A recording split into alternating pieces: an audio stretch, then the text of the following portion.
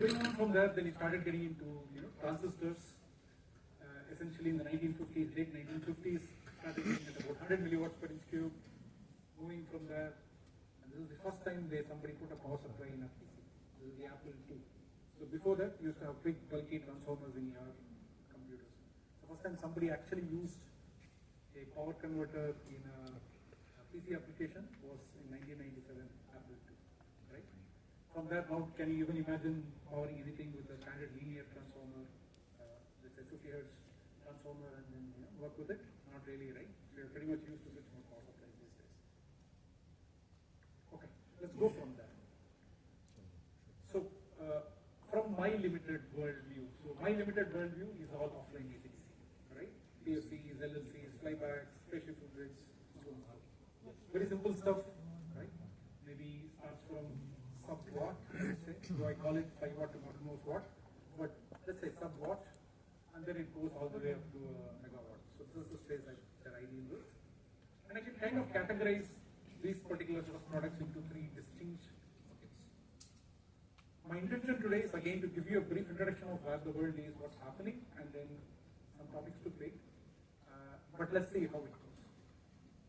Less than a kilowatt, much of it is dominated by what you call consumer AC/DC. This is what you actually interact with every day. So you have a laptop, that means you have a laptop adapter. You have a monitor at home, that means there is an AC source that's powering it, right? Or a TV, for sure there's an AC source inside that's powering. What you expect out of it is completely different from what you expect from a data center rack, right? So you're at 10 kilowatt, maybe 100 kilowatt a couple of years back, but 10 years back 10 kilowatt, now it's heading towards a megawatt of a single rack. So the challenges that come from there or the industry needs there is very different from what you will have in a consumer AC/DC product. Similarly, all these EV chargers, thanks to Tesla, we have some of these here, but I'm pretty sure that you would have substituted with the EV or Delta or anybody, right? The idea being that even DC fast chargers, which used to be at about 50 kilowatt watt DC fast charging, is now heading towards the megawatt territory. Right? So why is that happening? Of course, the battery chemistry has evolved.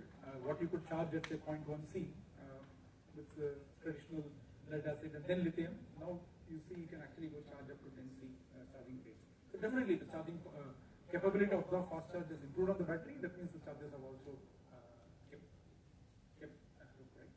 And all 3 spaces give you very different opportunities to go and contribute, right? So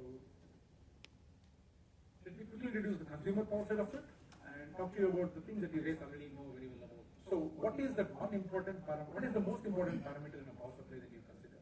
So if somebody says, go build your PhD topic is on a particular power converter, let's say an onboard charger, what is the one important parameter that you would pick? If you have Efficiency. Efficiency? Good. So you see all of this? Yeah. Industrial AC bin rail, 94% efficiency. Maybe server PSU, 96%, 2-stage. PFC plus followed by isolated DC-DC, more than 96, 97, heading even towards 98 these days, right? All of this normal, understandable, efficiency. Did power density make the cut? Did you think power density is important? Yes. Why do you think it's important? Power density is important. Which applications? Would you care about power density in an onboard charger? No. You know? So when does it matter? Would you carry it in an adapter? Something that you have to put in your bag? Matters to you, right? Would you care about it, like for example, inside a TV? Yes. But you don't even know it exists. Right? But again, maybe the thickness you care, the height you care, right? But depending on the application, you may care about power density, you may not. But stuff that we carry around, we definitely care about power density. We want it to be as small as possible, as cool as possible, doesn't get heated. Right? So this slide just tells you the same thing, maybe 10 years back it was 160 cc, that's the size of the adapter, now it's gone down to maybe 38 cc, 1/4, right? It's all happened because of what people like us have done, right? Nothing much. People like us working with some IC designers, that's what we've got there, right? Fine. But there is something that I wanted to show you. If you have an adapter in your hand, open it and open the back and see. You get all of this bunch of fancy markings. Unfortunately, one of them talks about efficiency. Keyboard efficiency, nobody cares. That's what you have to start with. That's just the starting point. But when you're talking about a power supply, the challenges or rather the design requirements, the entire page, none of this is about efficiency. The only aspect of efficiency that you talk about in a router is standby efficiency. What is the power you are consuming when you are plugged into the AC wall and you are not connected to the laptop or your phone? That means it's called the phantom load, right? Basically, you're plugged in a router, you are not connected to a load. That's the only power. For example, the CE rating here, somewhere here the CE marking should be here. That's what it talks about. None of this mentions that has to be 91% efficient adapter or a 99% efficient adapter. It doesn't matter. When you go buy a Apple phone, you're not buying it for the efficiency of the charger, right? You don't care. So sometimes we think that the thing that is most important to us is really the peak efficiency, but it is just the starting point. That means when you are looking at, why do I want to show this slide here? It's not to kill the buzz in this room. Right? Of course, that already seems dead, but let me put it this way. So in the sense, the idea was not to say that efficiency is not most important, but there are a lot of other challenges that we can actually pick when you pick this. So it was just focusing on efficiency, maybe cost, maybe making it cheap is very important. Maybe solving the EMI problem is very important. Maybe making sure that whatever you design has zero input power consumption when it is not delivering any output load is very important. So those are also topics that you could pick when you go explore problems to solve. Just don't kind of try to focus on how do you deliver maximum efficiency. That's just not everything. That's just one of the parameters that you should really do. Yeah. So just to reinforce the thought, I picked up 3 end equipments again. I could pretty much pick a 10. Even on the onboard charger, I can show you there is a standby. So typically, if you look at it, right? So this is your PC power supply. I don't know, most of you guys wouldn't have been working with PC by default. I'm assuming all of you have started with laptops. But maybe 10 years back, we were still dealing with PCs. So if you open a small PC power supply inside, apart from the full load, it has at very, very different operating points. It has very different equipment efficiency requirements. They are all mandated by standard. These are very hard to beat. You can design a PC power supply hitting 97, 98% efficiency, too much. Let's say 96% efficiency easily. But what you can't do is to meet this very easily. So how many of you have used a resonant converter or studied some resonant converters in your masters or right now in your PhD? So I see 2 hands, and the rest of the folks here, if you don't mind asking, I would just like to kind of understand what is the cross section look like. So what are your PhD topics look like right now, or what are your focus area looks like right now? Maybe few voices just to get a sense of the world that we are dealing with. Maybe start with your vehicle. I'm taking electronics, and what are you doing? Is it first year, second year? Just for starting, or you finished 1 year? That's very early on. What about you guys? Some weeks? Because I see 2 hands that went up when I said LLC. Now I want to see how many of you have heard about LLCs before.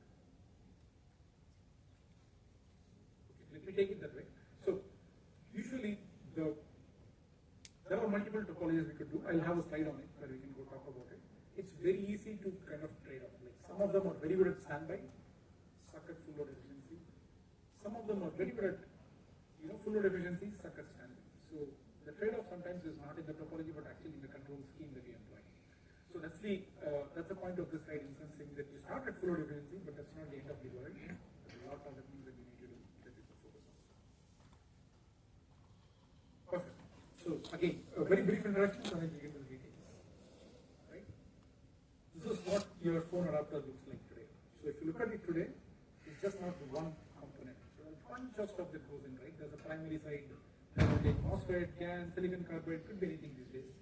There's a controller which does the control now. So a flyback, for example, this is a flyback topology. I hope many of you can recognize it. So it's a small controller that implements something called a peak current mode control. So is that something is familiar to a lot of people here? So you 3 guys will read about it in a couple of time, in a year or so.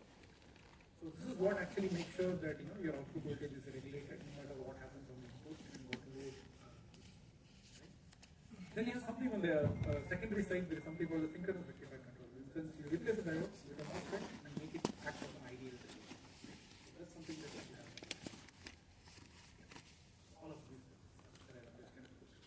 Then you have a bunch of reinforced isolation components in the part. There's an optocoupler, which does, lets you complete the feedback loop.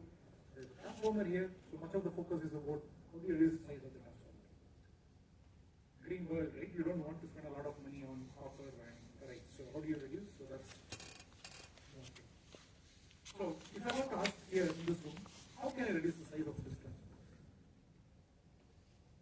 Increasing the frequency. Increasing the switching frequency. Good, one way. Is there any other way? So if increasing the frequency is one way, why are we not switching at 10 megahertz? What all stops us from going and switching at 10 megahertz? The switches. Switching limitations. But isn't GAN supposed to be a bullet? Should it have solved the problem already? What else? So how many of you have looked Core at issues, core. this EMI specifications? Have you seen what it looks? You've seen the tapering effect? So if you take a part that's switching at say 100 kilohertz, make it switch at 200 kilohertz, you may reduce the transformer size by say 10%, but increase the EMI filter size by double. So how do you address that? Right? So that's really the beauty. Actually, more and more I think of it, more and more I see the problems that we face these days. The one who solves the EMI, there is no golden bullet to it, but for each topology its own. But essentially, the one who focuses on that and the material properties would be able to kind of make a differentiation here. Yeah. But having said that, that was one way of thinking, right? Like, increase the switching frequency and then you should be able to kind of make it smaller. Right. But what does it do here? So the way we look at it this way, there's nothing new in a flyback converter. We have done it. Everybody has done it. The world has been doing flyback converters for the past 50 years, maybe 40 years. The only thing that is changing is what you do because of GAN. So there's a lot more integration. There's a lot more, let's say, active EMI cancellations that we could do. So those are the stuff that the industry is actually exploring in this place. The measly USB PD adapter or the laptop adapter that you have, even there is space for innovation in terms of both material as well as what you do with the switches there. Next thing. I again pick in the consumer space, I again pick the PC, let's say a TV power supply, because it's very obvious. These are the things that you see in your home. When you go to your home, you plug in your phone with a phone charger, you turn on the TV. So these are two things that you see. If you open the back of a TV power supply, you will see a beautifully done ultra low cost single layer PCB with what we call the interleaved CRM PFC. So how many in the room have heard about power factor correction, PFC? So I think 2, 3, few hands, right? So essentially anything more than 75 watt in the consumer world, you need to have a active power factor correction circuit in the front end, right? If it's an LED driver, it's at 7 watt. So anything more than 7 watt small LED driver has a power factor correction circuit. So on the TV side, because of the height constraints, like you don't want a thick TV just because the power supply, the transformer is very big, right? So you don't want that. So what you do is you have something called interleaved CRM, interleaved transition or PFC, followed usually by a resonant converter in LLC, right? We always talk about efficiency there. That's the obvious, but there's a lot more to it, right? So we can see that the only way to make the TV thinner and thinner is to start making the transformer. Now the transformer and the inductor become the limiting factor. Then the electronic cap height becomes the limiting factor. So how do you do it? You start going away from, let's say switching at 100 kilohertz all the way up to say 750 kilohertz. This is where we are right now. So there are 7 TVs in the market, so let's just say 10 plus kilohertz, right? That's the easy piece. But the one nobody tells you is you put a resonant converter in a TV and try to meet standby, it will sing along with the music that you are playing. Have you ever, tried, take a buck converter for example, switch it in something called burst mode. Burst mode means essentially this is how you meet the standby power. So we talked about, these consumer electronic goods have standby power specification. None of them really have full load power. They don't really care whether you are at 91, 92, 93% efficiency. None of them care. You are not, when you bought an LG TV, you didn't look at what is the power supply peak efficiency. You looked at whether it had Dolby Atmos or not, right? So, but all of them are forced to meet the standby efficiency spec. In order to do that, they do something called this burst mode, right? Chop. When you do this, you can hear a loud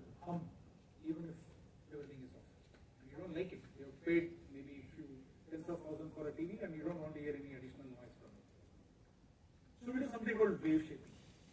Again, I'm intentionally not talking about power so far, right? I'm not talking about efficiency. I'm not talking about any of that. That's because I just want to kind of, tell you guys that there is more to this switch mode power supply than just peak efficiency. There are things that you can actually look for. So we intentionally do what we call wave shaping. In the sense, we shape the resonant time current, basically the inductor current, in a way that it is almost sinusoid, has much of the energy in the fundamental, and you don't hear the higher order harmonics, and that's how you get away from vertical noise. Why is this important? When you move, as you move from or move closer to an ideal real world application scenario, and you're looking for innovative ideas to work on, these are the places you will find them. Because as far as the two switch topology is concerned, most of the topologies are issues of solid. Right? Efficiency, yeah, there are challenges. Power density, there's an absolute challenge. There is more a material challenge than a topology challenge. Right? So when you find the next generation of ideas, some of these you can actually look at, standby, audible noise, EMI. These are places to kind of go there. I'm going to stop here for a moment. I want to gauge what does the room here feel, right? Because we will get right into topologies and we can filter out, depending on how, if there is one particular one that piques your interest, one particular aspect that piques your interest, we can drop the slides and we can start. We are having a bunch of green boards, so we can get that. So depending on what piques your interest, so let's keep it interactive or let's keep it in a way that is of some use to you. Right? Let me go here. Again, this is my bunch of introduction slides, will probably end in the next couple of slides. Right? First thing. This is what I say, something you don't see every day. You don't see this. Like when you have the ChatGPT open or a Gemini or I'm assuming Claude in some of these cases, when you write a prompt, you don't actually see what is the background. Of course, I'm pretty sure you're hearing on news that data centers, where is the what sort of power demand and all this stuff. But if you look at it from where we see, and this matters to all this semiconductor companies, because you can see NVIDIA stock is up, even my company stock is up, because we have been just building our courses. Right? If you look at the build out, it's about 150 megawatt was what? Sorry, 150 gigawatt was what was installed in 2010, and we think it's actually going to about 1.2 terawatt. So about 8x build in the next, starting really from somewhere here, right? From here to here, we think it's about 8x is the amount of power that data centers will consume. That means here is where efficiency matters. If you don't want to be wasting or put a 90% efficiency converter there, right? 1.2 just went to 1.3. The entire thing that you are going to do there is just your efficiency loss. This is where efficiency matters, right? Applications where you don't see.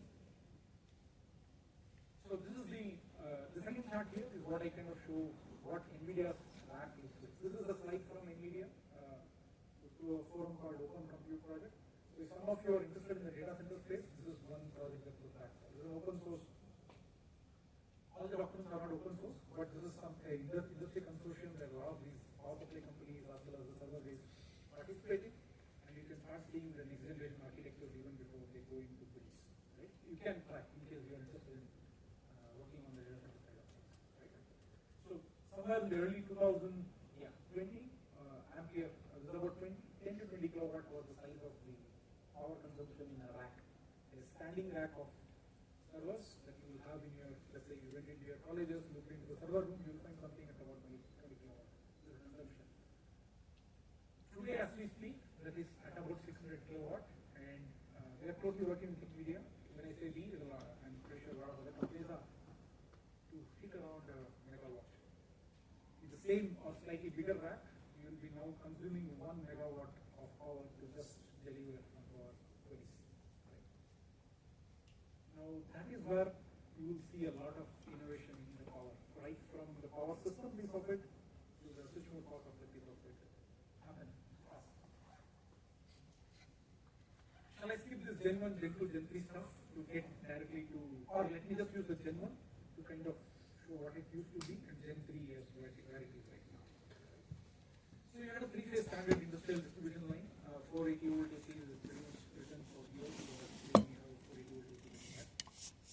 And then you had, let's say, a transformer to get down to about 480 volt line again, the shelf, there will be on the bottom rack, there will be power supplies that take this 208 volt AC and then bring it onto a isolated 12 volt DC. Right? This is where all you have this platinum, titanium kind of standards for the server power supplies. If you read about it, you will kind of get a sense of what it means. But the idea is you want to target very high efficiency between this, between 208 volt AC to 12 volt DC, and then from 12 volt DC to the server. Can any of you tell me, like, what do you think is the voltage that a standard server or a CPU on your laptop actually works with? Just take a guess.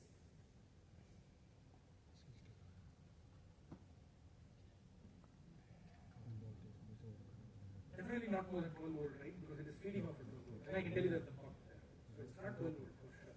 There is something less. But what is it? 9.2? 9 is one guess. Any other? How many of you have worked with buck converters before? When I say what? I mean, you have powered on a buck converter. In lab, you would have powered on a buck converter, no? That's as good as. Did you wind an inductor? Or solder inductor, something? Have you seen? Inductor current? Okay, perfect. That's actually running at less than 1 volt. So you take a 12 volt input here and you feed 1 volt at 1000 amps. 1 volt at 1000 amps. That means a single GPU consumes 1 kilowatt of peak power at 1 volt. You have to find a way to feed 1000 amps into the film. Think of it, 1000 amps on traces, right? So this is at the board, right? Let's assume that there is a board here and that the board is probably this big. At the entrance of the board, you are feeding 12 volts. It has to travel all the way up to the CPU and feed at 1 volt.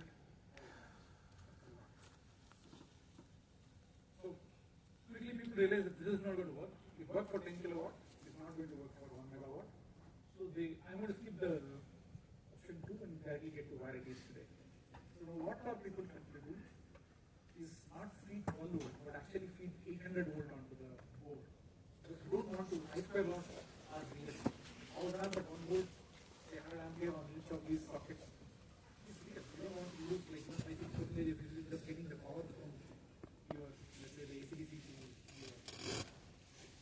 So what you do is instead of doing a 12 volt at the board, you are now trying to make sure that you feed in 800 volts into each of the server boards and have localized DC-DC converters, isolated DC-DC converters to feed in the 6 volt and 1 volt. That is not an easy issue. You are looking for problems to work. These PFCs are a problem to work. A bigger problem to work is getting that 800 to 6 volt. How many of you are into magnetics? I know one person who is into, but anybody else who has been chasing magnetics as one of your PC subjects? If not, that's one skill to acquire, I would say. Let me go back. This is a board that we developed actually in EA to support some of our leading customers. Let me not name whom. You see this transformer here? That's actually this small. At about 5 mm peak and this small. It can deliver about 2.5 kilowatt. And for somebody who has spent 15 years doing this, I can tell you that's really, really simple. That kind of stuff you don't just get by, taking one day, pick a core, make some turns around. You don't get that. You get there by institutionalizing the knowledge on what it takes to build these kind of customers. Where I'm going with this, okay, maybe the next slide is of relevance to the point I'm trying to make. In one of these newest, maybe 15 years back, the CPUS Virginia Tech, I'm assuming many of you will be following the papers from there, started working on matrix transformers. Right? This is like really like, just picking the next or the next level of what it takes to kind of go and optimize core loss in a transformer. Right? 15 years of research culminates to a point where people are very well trained on in the industry and how to do it. In India, we just got started. Let's say maybe a year and a half before, nobody was doing matrix transformers. We had studied, but we never put it into design. Evolution of this fractional turns. Have you ever heard of a transformer with less than 1 turn? You think 1 loop, but can you think if that 1 loop can be broken into multiple pieces? Fractional turn. Sounds very simple, but it's extremely complex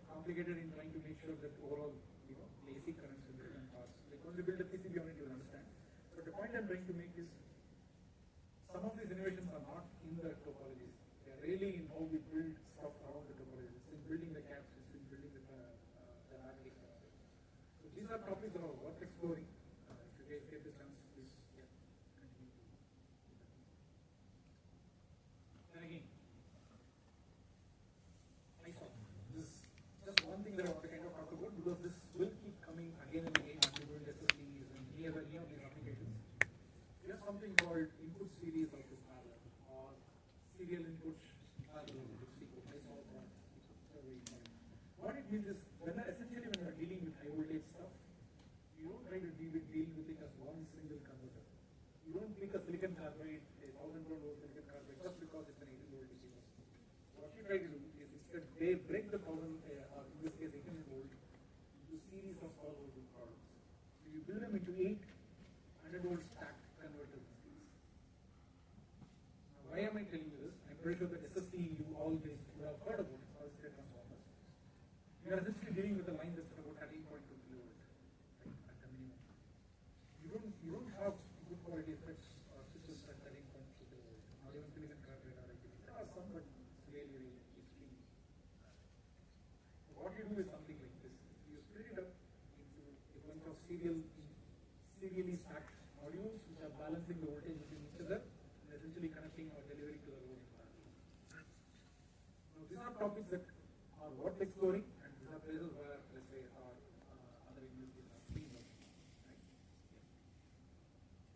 Now I stop here. Let's assess the pulse in the room. So I'll stop with all the generic stuff right now. But we talk about certain topologies, but I want to keep it very interactive in the sense that there was a gentleman from IIT who reached out just before I started this conversation, saying that tell us something that's useful to us. Right? I'd really like to do that. In order to do that, I would like to also know what are you guys working on these days, and we pick topics from that because I'm pretty sure there will be a lot of things that we can have in common that we can talk about, right? Instead of making it a generic session on what we see kind of thing. Okay. I want to start here, but Leslie, stop me as soon as you think, hey, I don't want to know about this. I'd like to talk about something that's more possible. So, how many of you have heard of hard switching and soft switching? All of you? I still raise only 3 or 2 hands. What about you guys? Have you heard of hard switching and soft switching? Okay, I'd be really surprised if you have heard. But there's one more. Okay. How many of you have actually powered a flyback? A simple buck converter before? I think I got an answer to that. So let me keep it like that. I wish I had picked a topology image for this to kind of explain to the room what we are talking about. So whenever you turn on a MOSFET, what happens? The voltage goes across, it goes from whatever is the VIN or VOUT, depending on the topology, goes all the way down to ground. And the current through it fits. So there is a time wherein you have an overlap on the VNI. So the voltage across the switch and the current across the switch, there is an overlap. So you got something called turn on loss. Right? And there is something called COSS. Let's keep it aside for the moment. And then you have something called turn off loss. Right? Essentially, every time you turn on or turn off a switch, there is some amount of energy that you are going to use. This is why you don't switch. Like even if UV was not there, this is why you don't switch at a megahertz or 10 megahertz, just like that. You cannot take anything and start switching at that without burning out a particular switch. Right? So what you do is you go into something called soft switching, types of soft switching. In soft switching, what you are doing is intentionally, by the construction in the topology, you move from a phase where you have VI overlap to a phase where there is no VI overlap. Essentially, you take advantage of the body diode if it is a superposition MOS or a third quadrant conduction in case it's a right band gap device. Right? So you kind of make sure that intentionally there is never an overlap on the VNI. Essentially, there is very little turn on loss. There is still some gate drive loss, there is still some, depending on hysteresis of the FET, there is maybe some amount of COSS hysteresis, but essentially it's very negligible. That's one way you kind of get to scale to very high frequencies. Now, how many of you are actually going to work on, let's say, power converters in your PhD topic? Because that this is become very relevant. Okay, I see more hands. But okay, I see one hand in the middle. What about the others? What are you guys going to do in your PhD topic?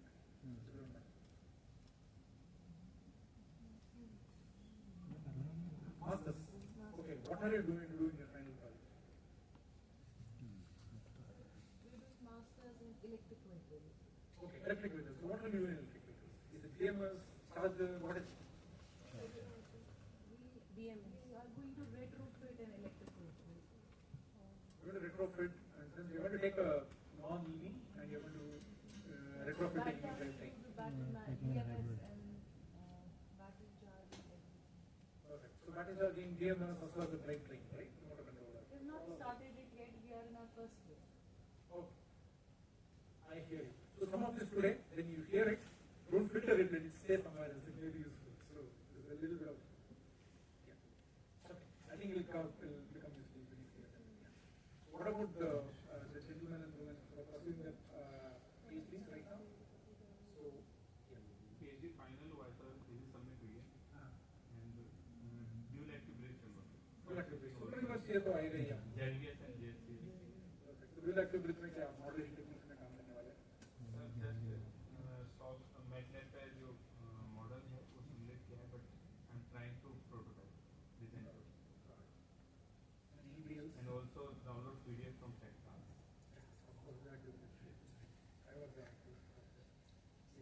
Particularly doing on this JCS. JCS for what? Like JCS for which topology? I think I am going on push-pull. Current fed push pulls or Current fed push-pull, yes, particularly. perfect. So we could talk about that too. Yeah. Any other? I see the two gentlemen in the back. Yeah, please. You too. Sir, multi-port DC converter. Multi-port is the converter. DC to AC converter. This is AC inverters for Inverters. you know? Same topic. PhD, right? Yes, sir. Good. So inverters are not there in the list today, so I'm sorry for that. But essentially, the way you get to switch at higher frequencies is to, first of all, by default do source switching, but you need to do lots more than that. To make sure that we are okay. So how many of you have heard of GAN? Telemetry. Supposed to be the silver bullet. In the sense, that thing doesn't have switching loss. Also, they want you to believe, but it's not true. So what happens is, even when you use the best-in-class of switches, the best that world can offer today, you still have significant switching loss. It's just much better than your or IGBT or silicon carbide, but it has significant switching loss.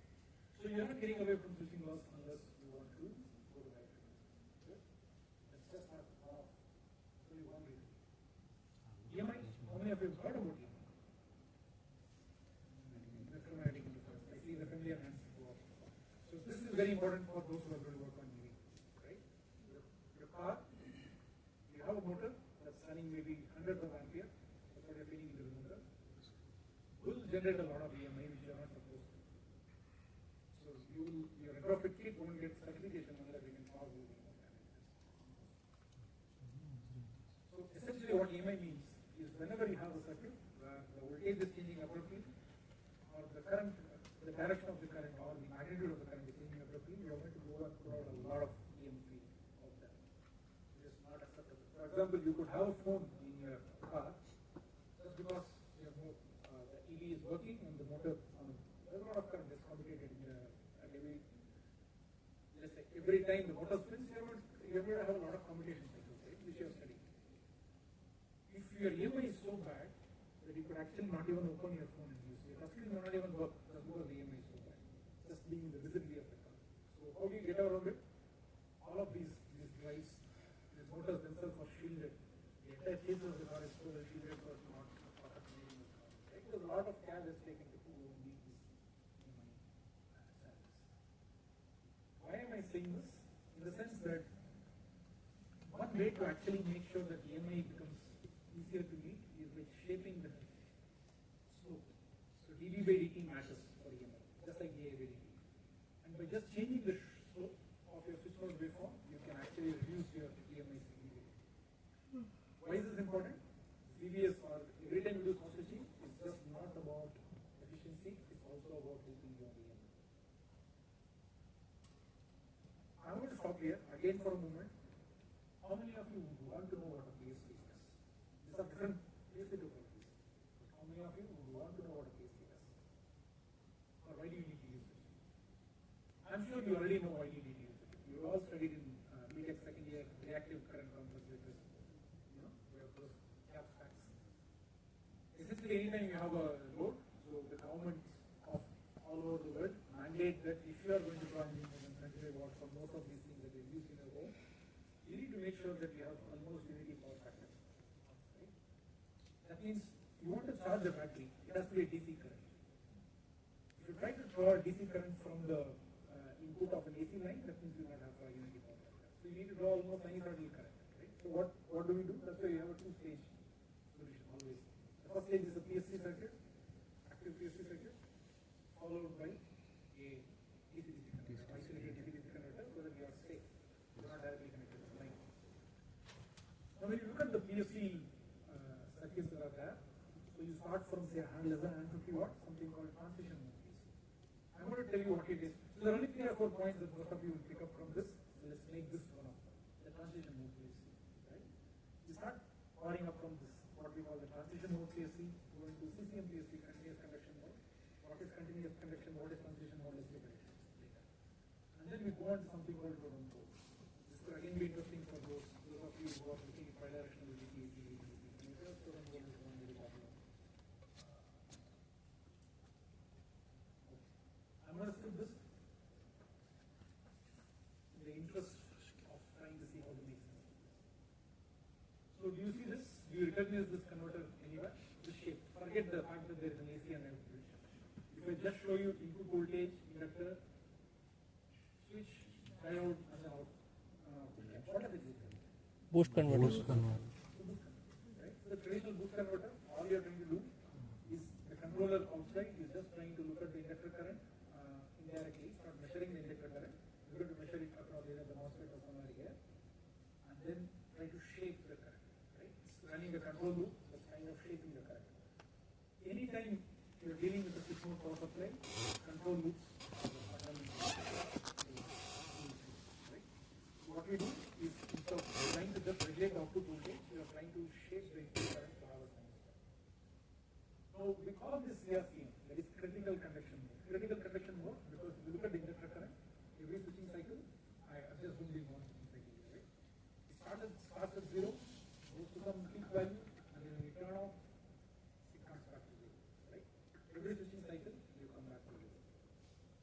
When you do that, your drain source voltage across this funding node of the switch node here has a slightly smoother surface. You can see that it doesn't appropriate drop. There is kind of a near sinusoidal behavior, and then when you don't turn off, it has higher behavior. That means just by operating in CRCM, you can reduce your EMI mainly because you have smoothened out this particular edge and then this edge will sharp. Interesting?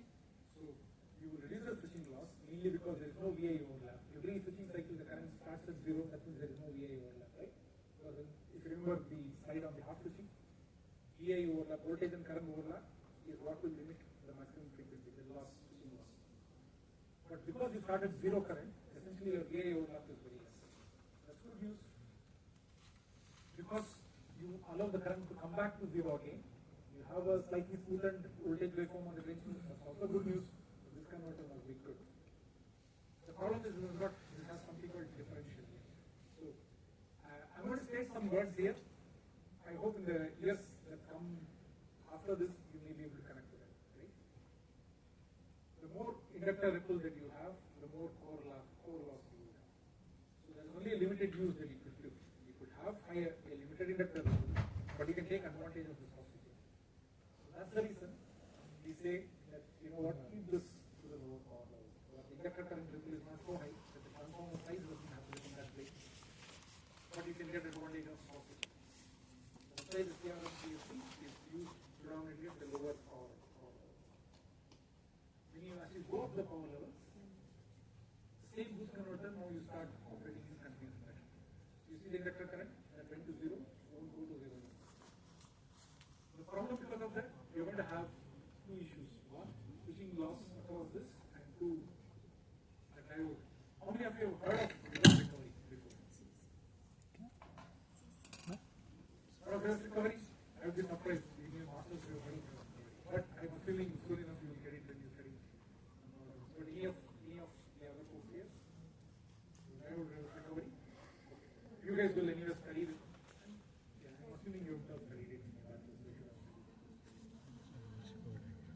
Yeah, when you study it, you understand. So there's a trade-off. When you get into the CCM, you start compromising on switching loss, EMI, but what you really save is on the conduction, conduction loss, and the core loss.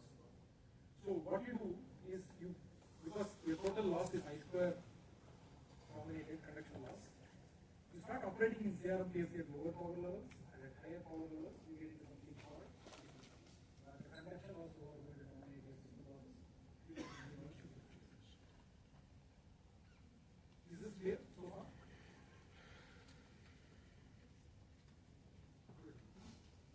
Since nobody is telling me it's hard, one person is for sure. But others are not telling me it's not clear. You guys want me to replicate? I'm assuming not. So, what is this? Okay.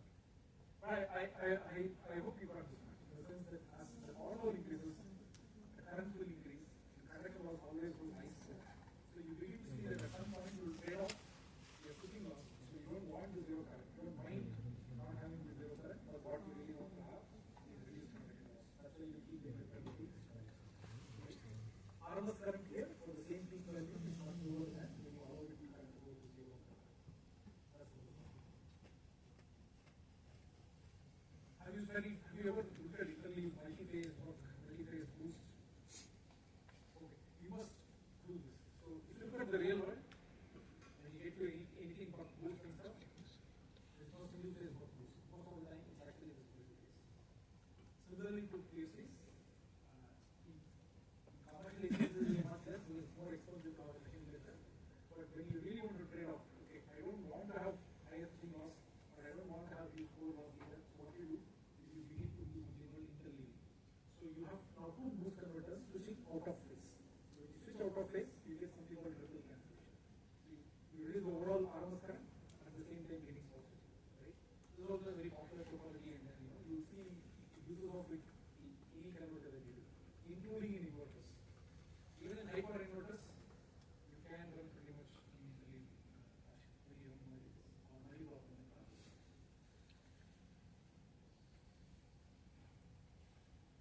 Let me quickly touch base on proton code. I'm not sure how many of you are here. Business cases, how many of you are here? Then let's use this as a, let's not go into a lot of the details, but the only thing I want to kind of want you guys to take away from this is when you have a normal PFC, you can recognize this boost, right? All of you can recognize that, hey, this looks like a boost. But boost works with DC input. So what do? You have the AC input and then you have 4 diodes and flip the AC into some sort of a pulsating DC. So essentially you will have some pulsating DC here and then you have a boost. Right? That's what we do. Now that means anytime you are, let's say for example you want to do 100 kilowatt PFC, that means this is probably about 100 kilowatt is what? 1,500 ampere in this case, and maybe like 300 ampere in this case. That much current flows through 2 diodes. Means you are just dissipating about 600 watts of power just in this. You don't want it. So what do? You get into a place where you kind of try to replace these diodes with active components, so that you can bring down the conduction loss. So a lot of your research topics, for example, is very popular, and then this is one of those places where there's still a bunch of challenges to be solved. So in a proton code, what actually happens is, even these 2 diodes are just used for representation. Essentially, you don't need any diodes in the system. You can replace all of them with active components, thereby increasing the efficiency of the system very well. That's how you get to the 98, 99%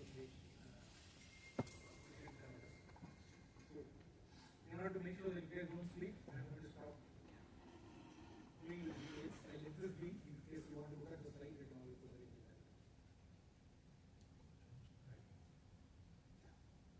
This is another one. It's not going to put any difference there.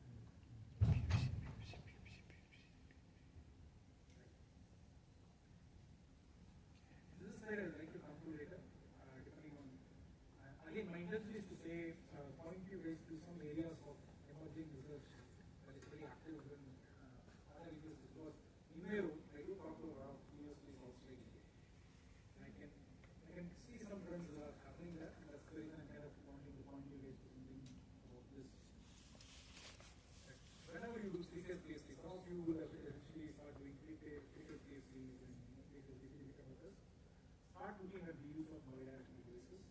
That will be one emerging area of research that's happening right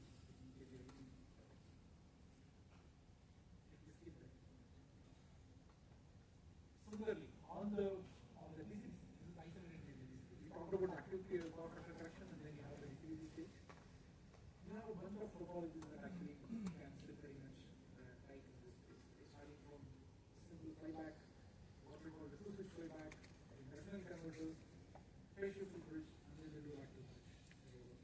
It pretty much sits at the higher level. So for some reason animation is not so great. It's not showing up well, but that's fine.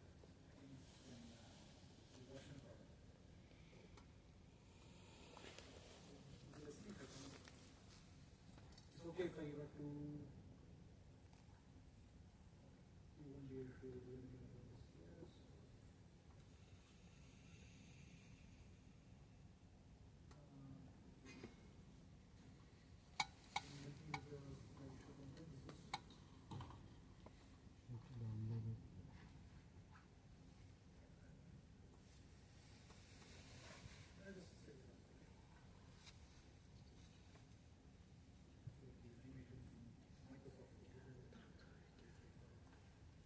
Yes.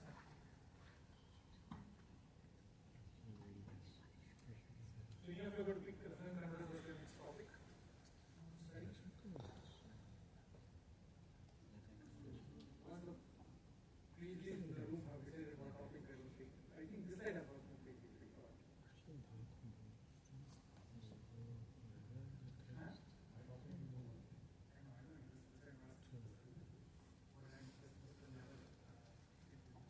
Just trying to see what is of interest. So all along we spoke about VDS, VCS, power switching. This is what we call the mother of all power switching. It's a family of converters. The most popular of them is actually what we call the essentially you shape the line current to be from the same side to make sure that you achieve both VDS for all the primary type switches and VCS zero current for all the secondary. The next few slides I had were all on the design of how do you design, how do you kind of integrate. But seeing as the audience today, I know that some of these might be not yet of things that you are part of. But those who are working on EV retrofit kits, this is what is targeted here. Sub-10 kW charger, most probably you have a full-built LLC and quote-unquote PFC in the front end for the charger. And then you drive. Right? So I'm going to just skip over and say that take a look at these slides. Let me focus on left so that you will have the time to process after the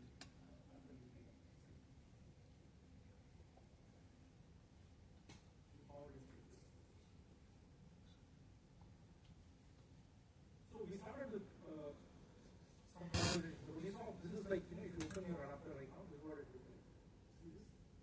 So you have a big transformer, a big PFC inverter, electronic cap, all of them. Those are really what dominates the case. That means you want to increase power density, you need to find a way to reduce the size of these meters. Right? So I kind of put, just for the sake of, this is something that I use for a, government of India has now a program where they're trying to work on active research on some of these materials. So just to see what this looks like, let's look at this slide. This is really interesting for you guys in case you want to go pick up some topics. Right? If you look at a standard AC-DC converter, this is just a representation of any AC-DC converter. Right? Magnetics about 25% of the volume, 25% of the cost of the board is just magnetics. Bulk capacitors maybe 17 to 20%, depending on the power level. Right? The EMI filter is not small. This is the EMI filter. About 12% of space. Right? You want to increase power density. Let's say you say that okay, I switched from 100 kilos, I went to 400 kilos. Magnetics, you're just changing 1/4 of the board.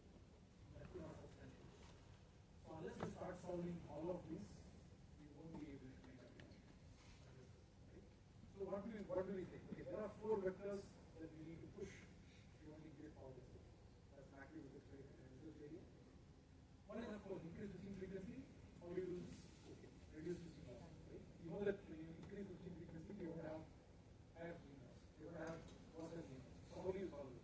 The way to solve that is one is working on optimized topologies for very low EMI. This also switching multi-level, high efficiency. It's just better switches, right? Going from superposition loss to CAN, some cases even 300 kind of loops.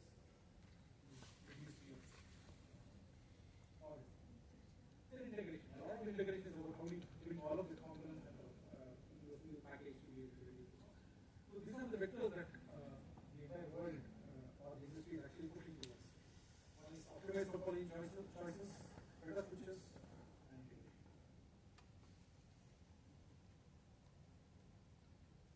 Just saying this. If you were to go from, say, from 100 kilohertz to 1 megahertz switching, you could do this with GAN. The GAN does a lot of interesting stuff for you. Right? The advantage of GAN will be there, but it doesn't change much. Let me come back to this slide in a minute, but I want to show you something. With the state of the art existing fine material that you have, how many of you have seen a transformer in your hand? It's more possible like transformer. Or a black color material on which you mount something. Right? You switch it from, say, 100 kilohertz to 1 megahertz, you expect that the size of the capacitor should go by 10x. But it won't go by more than 2 x. The sense that the magnitude of size reduction does not keep in line with the size of the increase in the frequency. There is switching loss to it, and EMI problems go up. So unless you actively work on improving the core materials that are available to you today, limited by physics, you are not going to be able to switch it much right.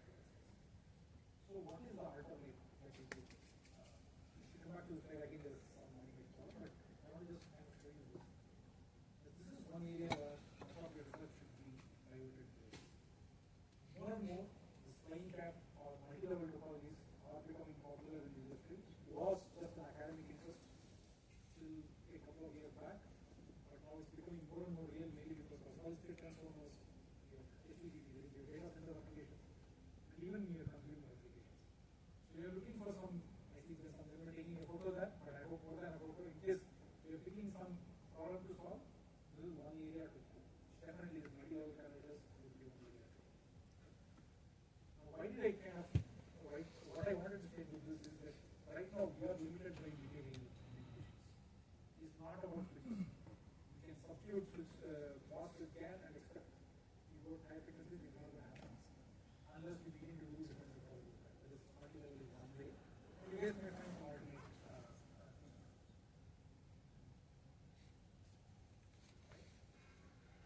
the same thing, like what we showed on the inductor, there is a limitation. Even on the cap, there is a problem. So much of the caps that we know, a lot of this we already put in terms of energy density.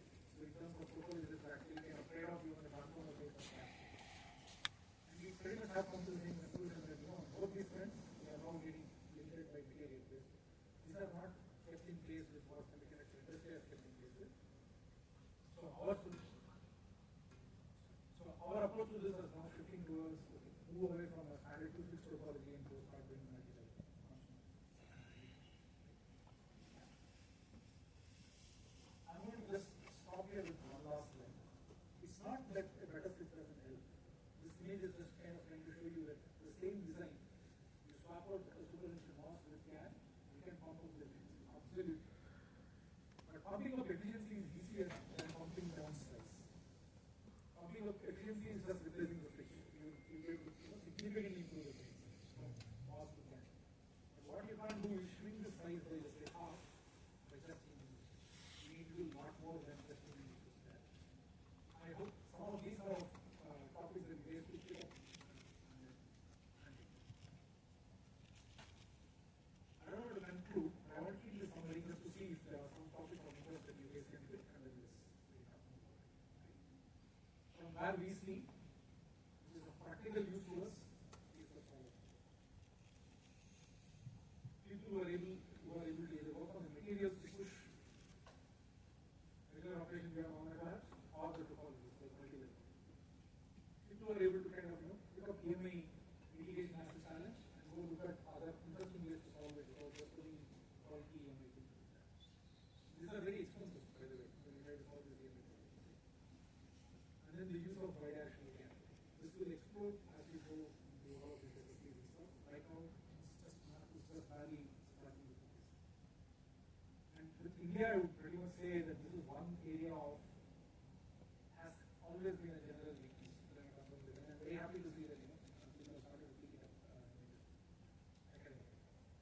That's something that there's a lot of work that we can do just by if you look at Professor Lee Reddy. Probably had 50 PhD students just working on analytics. That's it. And none of them are like when you read the paper, right? I going with in the sense, move away from looking at the traditional topology as well as solution space, start seeing things around it. There's a lot of things that we can actually work on.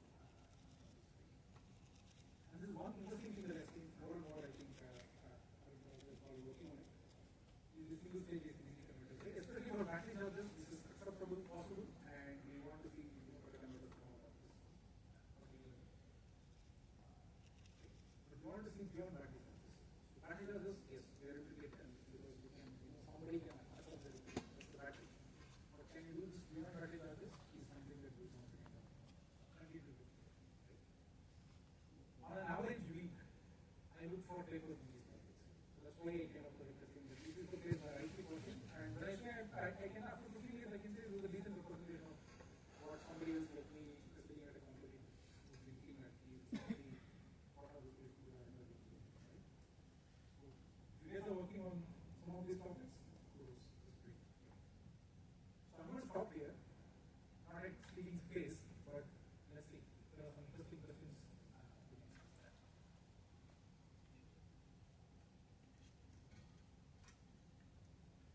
At least somebody needs to be.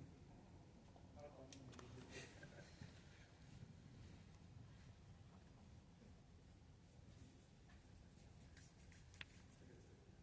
I have done that. Any questions? Yeah. Yes, please. So could you kindly throw some light on the kind of modulation techniques that are used for multi-level AC to DC Yeah. rectifier?